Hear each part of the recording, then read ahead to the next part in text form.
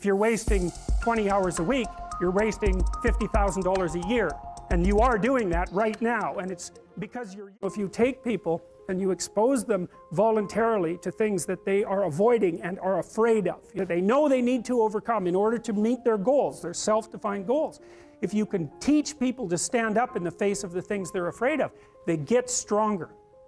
And you don't know what the upper limits to that are, because you might ask yourself, like, if for 10 years, if you didn't avoid doing what you knew you needed to do, by your own definitions, right, within the value structure that you've created to the degree that you've done that, what would you be like?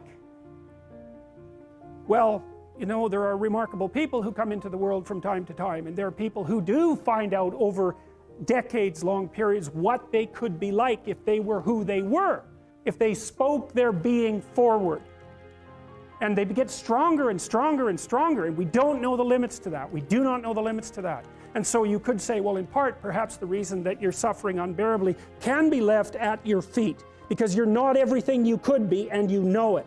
And of course, that's a terrible thing to admit, and it's a terrible thing to consider, but there's real promise in it, right? Because it means that perhaps there's another way that you could look at the world, and another way that you could act in the world, so what it would reflect back to you would be much better than what it reflects back to you now.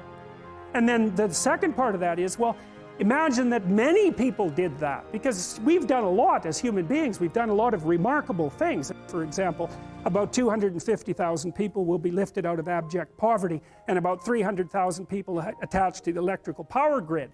We're lifting people out of poverty collectively at a faster rate that's ever occurred in the history of humankind by a huge margin.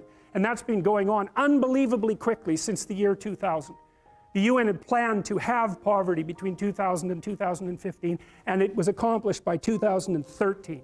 So there's inequality developing in many places, and you hear lots of political agitation about that. But overall, the tide is lifting everyone up, and that's a great thing. And we have no idea how fast we could multiply that if people got their act together and really aimed at it. Because, you know, my experience is with people that we're probably running at about 51% of our capacity. I mean, you can think about this yourselves.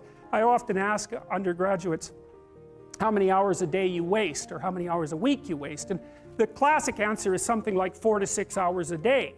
You know, inefficient studying, watching things on YouTube that not only do you not want to watch, that you don't even care about, that make you feel horrible about watching after you're done. That's probably 4 hours right there. You know, you think, well, that's 25 hours a week, it's 100 hours a month, that's 2.5 full work weeks, it's half a year of work weeks per year. And if your time is worth $20 an hour, which is a radical underestimate, it's probably more like 50 if you think about it in terms of deferred wages. If you're wasting 20 hours a week, you're wasting $50,000 a year. And you are doing that right now. And it's because you're young, wasting $50,000 a year is a way bigger catastrophe than it would be for me to waste it, because I'm not going to last nearly as long. And so if your life isn't everything it could be, you could ask yourself, well, what would happen if you just stopped wasting the opportunities that are in front of you? You'd be, who knows how much more efficient? 10 times more efficient, 20 times more efficient. That's the Pareto distribution. You have no idea how efficient people get. It's off the charts. Well, and if we all got our act together collectively and stopped making things worse, because that's another thing people do all the time, not only do they not do what they should to make things better, they actively attempt to make things worse because they're spiteful or resentful or arrogant or deceitful or homicidal or genocidal, or all of those things all bundled together in an absolutely pathological package. If people stopped really, really trying just to make things worse, we have no idea how much better they would get just because of that. So there's this weird dynamic that's part of the existential system of ideas between human vulnerability, social judgment, both of which are major causes of suffering, and the failure of individuals to adopt the responsibility that they know they should adopt. And that's the thing that's interesting too, is that another thing I've often asked my undergraduate classes is, you know, there's this idea that people have a conscience. And you know what the conscience is. It's this feeling or voice you have in your head just before you do something that you know is stupid, telling you that probably you shouldn't do that stupid thing. You don't have to listen to it, strangely enough. but you go ahead and do it anyways, and then, of course, exactly what the conscience told you was going to happen inevitably happens, so that you feel even stupider about it than you would if it happened by accident, because you know, I knew this was going to happen, I got a warning it was going to happen, and I went and did it anyways. And the funny thing too is that conscience operates within people, and we really don't understand what the hell that is. So you might say, well, what would happen if you abided by your conscience for 5 years or for 10 years? What sort of position might you be in? What sort of family might you have? What sort of relationship might you be able to forge?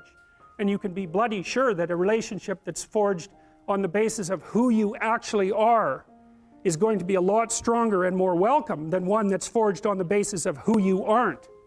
Now, of course, that means that the person you're with has to deal with the full force of you in all your ability and your catastrophe, and that's a very, very difficult thing to negotiate. But if you do negotiate it, well, at least you have something, you have somewhere solid to stand, and you have somewhere to live, you have a real life, and it's a great basis upon which to bring children into the world, for example, because you can have an actual relationship with them instead of torturing them half to death, which is what happens in a tremendously large minority of cases. Well, it's more than that too, because, and this is what I'll close with, and this is why I wanted to introduce Solzhenitsyn's writings to you. You see, because it isn't merely that your fate depends on whether or not you get your act together and to what degree you decide that you're going to live out your own genuine being. It isn't only your fate, it's the fate of everyone that you're networked with. And so, you know, you think, well, there's 7 billion people in the world. We're going to peak at about 9 billion, by the way, and then it'll decline rapidly, but 7 billion people in the world, and who are you? You're just one little dust mote among that 7 billion, and so it really doesn't matter what you do or don't do, but that's simply not the case. It's the wrong model, because you're at the center of a network. You're a node in a network. Of course, that's even more true now that we have social media. You'll know 1,000 people, at least over the course of your life. And they'll know 1,000 people each, and that puts you one person away from 1 million, and 2 persons away from 1 billion. And so that's how you're connected, and the things you do, they're like dropping a stone in a pond. The ripples move outward, and they affect things in ways that you can't fully comprehend, and it means that the things that you do and that you don't do are far more important than you think. And so if you act that way, of course, the terror of realizing that is that it actually starts to matter what you do. And you might say, well, that's better than living a meaningless existence. It's better for it to matter. But I mean, if you really asked yourself, would you be so sure if you had the choice? I can live with no responsibility whatsoever. The price I pay is that nothing matters. Or I can reverse it and everything matters. But I have to take the responsibility that's associated with that. It's not so obvious to me that people would take the meaningful path. Now, when you say, well, nihilists suffer dreadfully because there's no meaning in their life and they still suffer, yeah, but the advantage is they have no responsibility. So that's the payoff, and I actually think that's the motivation. Say, well, I can't help being nihilistic. All my belief systems have collapsed. It's like, yeah, maybe. Maybe you've just allowed them to collapse because it's a hell of a lot easier than acting them out.